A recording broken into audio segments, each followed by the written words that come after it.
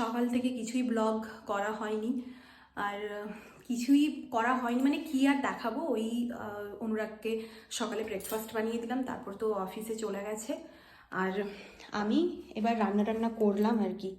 এই যে এটা হচ্ছে ওই আলু আর উচ্ছের ভাজা, এটা খুব ভালো লাগে। আর এটা মাছের কালিয়া টাইপের বানালাম। এখানে আছে ডাল সেদ্ধ, আর বানিয়েছি বেগুন পোড়া, আরও তো ভাত হচ্ছেই। তো এগুলোই আজকের আমাদের লাঞ্চ। কিছুক্ষণ পর অনুরাগ চলে আসবে। আর আজকে আমার ছুটি, আমার এই সোমবারটা ছুটি থাকে কখনো কখনো, তো আজকে ছুটি আছে।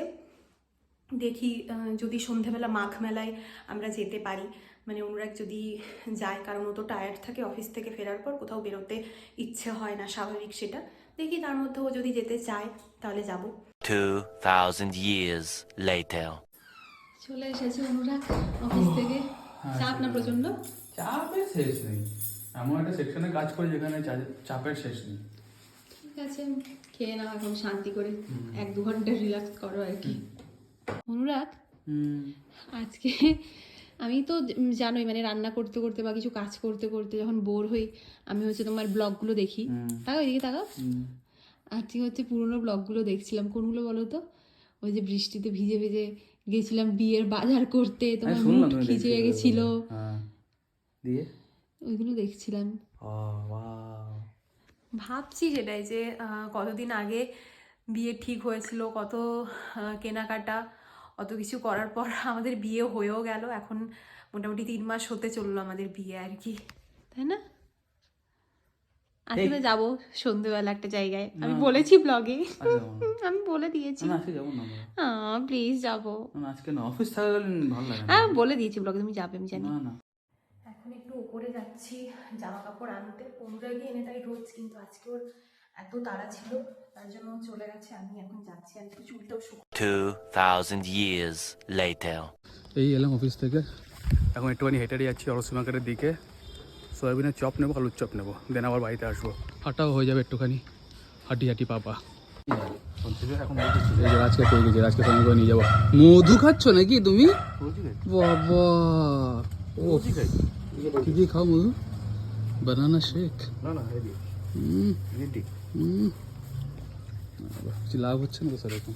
লাভ লাগবে না, লাভটা শরীরে। না না, আমি দেখতে পাচ্ছি না। একজন লিভার বড় হয়ে গেছে, কে বলতো?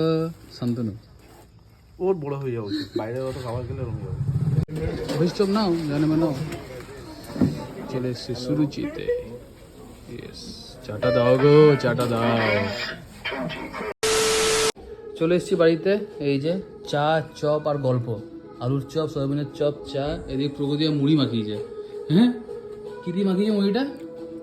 চপ দিয়ে। চপ, পেঁয়াজ, লঙ্কা, লঙ্কা। পেঁয়াজ আর কিছু না, আচার দিতে পারতে। দিয়েছি। দিয়েছো না? বুঝতে পেরেছি আমি। আচার দিয়ে খেতে হেভি লাগে মুড়িটা, মানে এমনি তো মুড়ি মাখা ভালোই লাগে খেতে, আচার দিয়ে মাখলে আরও বেশি ভালো লাগে। তো টিভি দেখছি, চাটা খাই, তারপরে দেখি কী করা যায়। এখন আর কি, অফিস থেকে ফেরত চলে এসেছি বাড়ি, এখন তো আর কিছু করার নেই সেরকম। আমি বাড়িতেই আছি বসে। কিছুক্ষণ আগে একটা খবর পেলাম, খুব খারাপ লাগলো আমার। আমাদের বোলপুরে একটা জায়গাতে আগুন লেগেছে, নিচু বাদগোড়াতে সাজবাতি বলে একটা ফ্ল্যাট আছে, ওখানে 3 তলাতে আই গেস আগুনটা লেগেছে। ক্যাজুয়ালিটির খবর তো পাচ্ছি, আর অনেকেই নাকি মানে আহত হয়েছে, বার্ন টার্ন হয়েছে। তো আমি যেটা নিউজে দেখলাম আর কি, এখন খুব খারাপ লাগে। মানে নিজের বোলপুরে শহরে যদি এরকম জিনিসপত্র হয় না, খুব খারাপ লাগে। আগুনটা মনে হয় শর্ট সার্কিটে লেগেছে। দমকল পৌঁছেছিল, এখন দমকল কত তাড়াতাড়ি পৌঁছাতে পেরেছে, কত তাড়াতাড়ি কাজ করেছে, অ্যাকশন নিয়েছে, সেটা তো পরে বুঝতে পারবো আরও নিউজ টিউজ দেখে। আশা করছি আর বাকি যেন বেশি ক্যাজুয়ালিটি না হয়, যারা আহত তাদের সবাই যেন ঠিক হয়ে যায়, আর ভবিষ্যতে যেন এগুলো আর না হয়, এটাই দেখার। কারণ যার যায় সেই বোঝে, বাকিরা বুঝবে না। তো এটাই জাস্ট আমার খুব খারাপ লাগে বসে বসে বাড়িতে ভাবলে। আর রাস্তার বোধহয় এখন আপাতত বন্ধ করে দিয়েছে, নিচু বাদগোয়া রাস্তাটা, জানি না কখন খুলবে। তো যাই হোক, আজকের ভিডিওটা আমি এখানেই এন্ড করলাম। কালকে হয়তো আবার দেখা হবে। চলুন, টাটা, বাবাই, গুড নাইট।